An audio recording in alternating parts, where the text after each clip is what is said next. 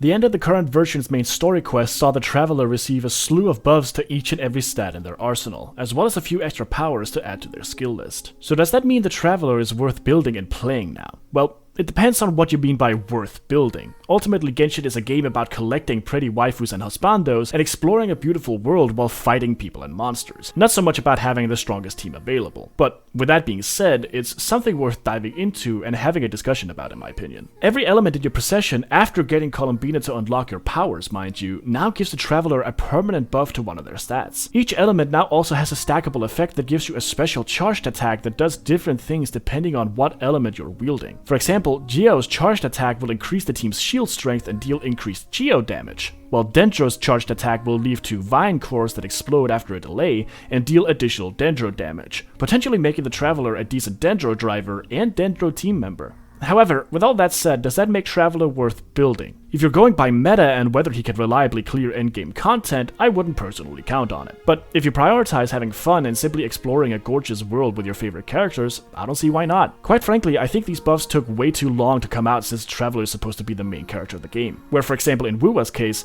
Rover was a decently meta unit for over a year and can still be comfortably played in main teams to this day. While I think these are interesting additions to the Traveler's kit as a whole, I don't know if I'll be taking time and resources away to try and build them on top of these buffs. It's good to see Hoyo finally give the MCs a bit of attention, but I'm gonna need to see more before I decide that the Traveler is worth taking attention away from other units to try and build. But what do you think? Will you give the Traveler more of a shot after these buffs? Do you want me to make a dedicated video going into detail on each element's new buffs? Let me know down below.